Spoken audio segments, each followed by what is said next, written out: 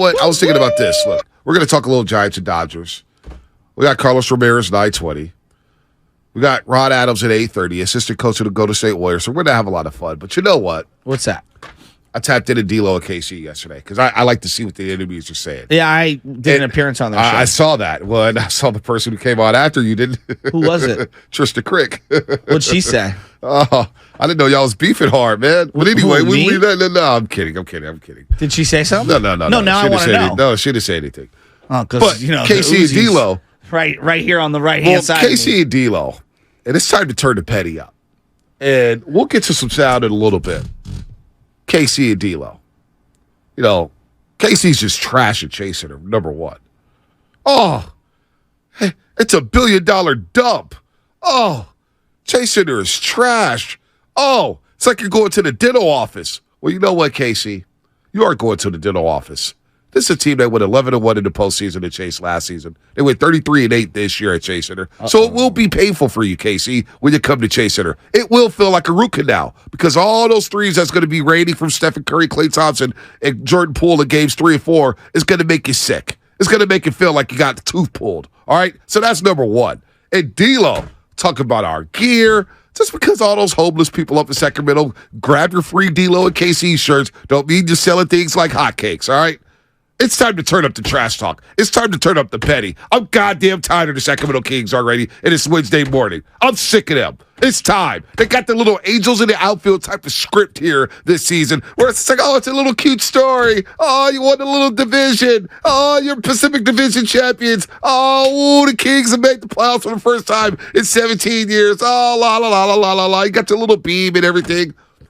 Showtime's over. It's over. All right? The story's over, Sacramento. It's done. The Chaps are coming to town, and we're coming to take what's ours. And that's a playoff series and a road game. I'm sick of them. It's time to turn this bad boy up.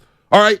Enough Mr. Nice Guy with Sacramento. So those that weren't listening to their show, you sent a clip, and it started at like the 23-minute mark. And so I tapped in last night. I had a doubleheader, Little League. We'll get to that in a second. And then I had some O Club. We put the hurting on a team last night. It was great. Oh, the vibes were impeccable last night coming home. So I said, you know what? I'm going to pop this in while I'm driving home. I pop it on, and I go, damn, he's coming at our fashion. He's coming at baby Ches. Yes, he did. He said she's going to draw something. We're going to put it on a T-shirt. Said we copied their style. Well, and I would just say to Dilo, like, that's cute that you have a closet full of expensive gear. I'm more into real estate than I am fashion. So, when you want to step your game up to boss status, then we can sit down at the big boy table and have a conversation. Well, these guys are acting like big boys. And they called, and this is where I represent the fan base. This is where I'm going to tell I do the pre- and post-game show. I'm right here on the morning roast. We're doing numbers, all right? We're doing numbers on the show. And for Sacramento and D-Lil and KC to call my fan base, my Dub Nation, the guys I rock with day in and day out, the most loyal fan base in the NBA, and call us the whiniest fans in the world? I mean, come on. We're the whiniest fans in the world? Oh, they don't watch basketball. I'm still hearing about the Kings Game 6 from 50 years ago. All right? These guys taking shots at my Dub Nation, my fan base, calling us the whiniest fans, saying we don't watch basketball? We don't watch other teams? We've been locked in on you guys all year long, and we've been locked in on everybody in the NBA. We know what time it is, but the NBA runs through Golden State. It runs through the Bay Area. And so their little producer who chimed in, they're just jealous because they're not like the Lakers or the Celtics. Hey, earth to you, little producer. Earth to you, buddy. I don't even know your name. You are cranked all right? up. I don't even know your name, homie. Let me tell you something about the Golden State Warriors, homie. The most valuable franchise in the NBA now? Huh? Is that what they are? Worth 7 B's, not M's, B's. Billions. I know Sacramento don't know nothing about that. They know nothing about that. Well, they know how to spend it from Gavin Newsom's seat and, spend it recklessly. But other than that, yes. That's it. You don't know nothing about how valuable this franchise is. We are the Lakers. We are the Celtics. When the Warriors play on prime time, what do the ratings say? TNT say, give me all the Warrior games. ESPN, give me all the Warrior games. ABC, give me all the Warrior games. Why? Because we are the show. We are the main event. We are the marquee. We are the headliners now. And that's what Sacramento's come to forget over 16 years drowning in the desert looking for one playoff berth. One playoff berth. And all of a sudden, y'all showed up and y'all arrived. Okay, Saturday night is going down. Enough, Mr. Nice Guy. I'm done with these guys. Did you hear that? That sounds like Bonte's music.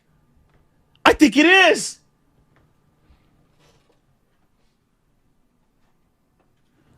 Y'all didn't think we was ready. We played Lights Guy early in the week, and we said we were going to ramp our way up. What the hell with ramping up? I'm here now. Sacramento, I'm here now.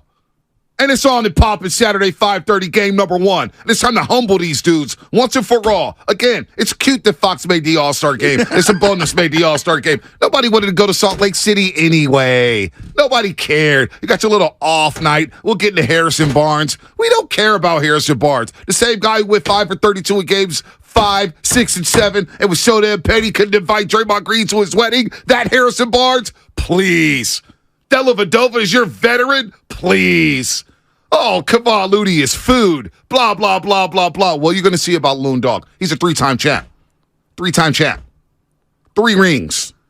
You guys are rocking bubblegum machine rings from Summer League, hanging those banners at the Golden One. I've seen it with my own 2 eyes. You hung a Summer League banner. And you want to talk about the champs? That we got the whiniest fan base? What? Oh, it's on and popping. Enough talking. It's on.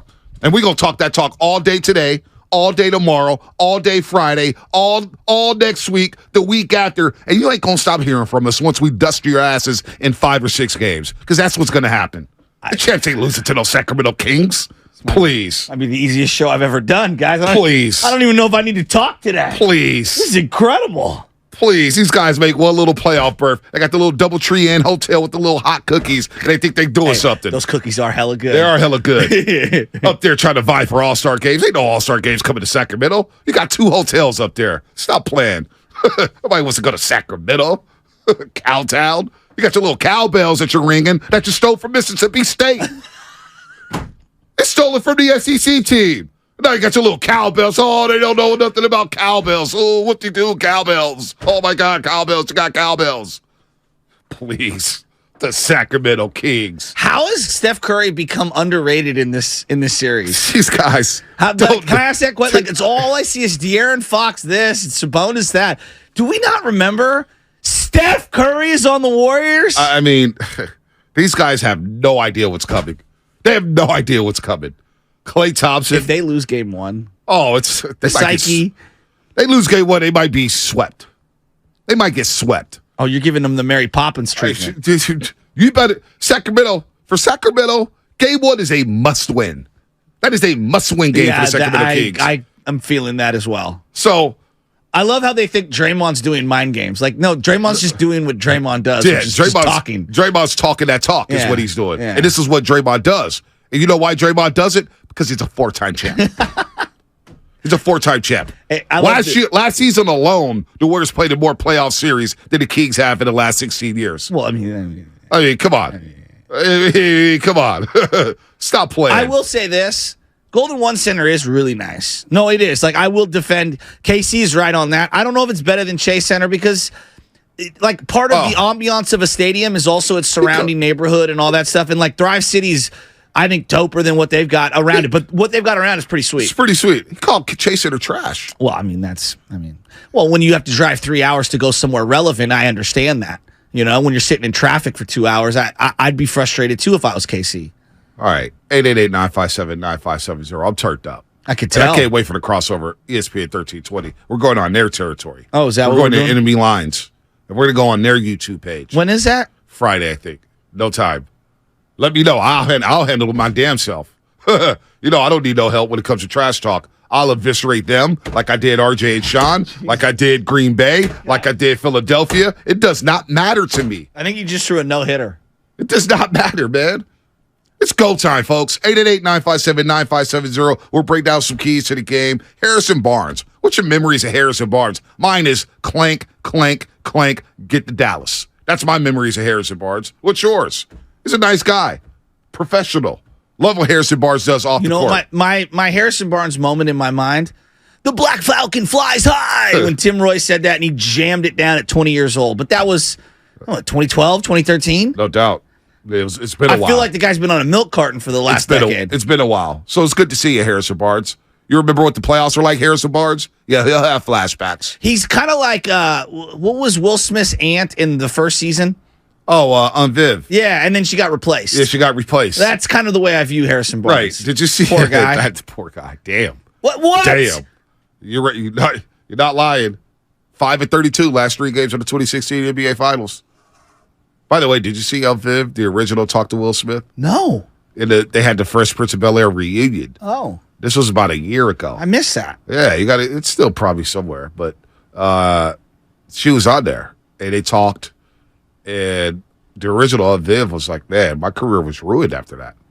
And I looked at Will Smith a little bit differently after that one. But anyway, well, there's a lot of things Will Smith's done recently that I've looked at him a lot differently. By the way, it's hot in here. I'm revved up. Yeah, I can tell. Got some playoff basketball yesterday. It was terrible. The Lakers are making me sick already. They'll play the Grizzlies. The Lakers, I hope they get past the Grizzlies because I would love to see them too. It's time to shut up fan bases. This is the Steph Curry era, folks. We're in the Stephen Curry era. If it's Lakers Warriors, who's he going to root for? Who's that? Willard. Oh, I'm teasing. Oh, I know he hates the Lakers. Does he? I was in the locker room when Kobe was doing Kobe things. I was there in the presser with It was me and John Ireland, and we were rubbing elbows. I was there when Ron Artest did his presser in his jersey after beating the Celtics in Game 7. I was there for the rally monkey. I was there with my USC jersey on. Yeah, you know he'll be conflicted.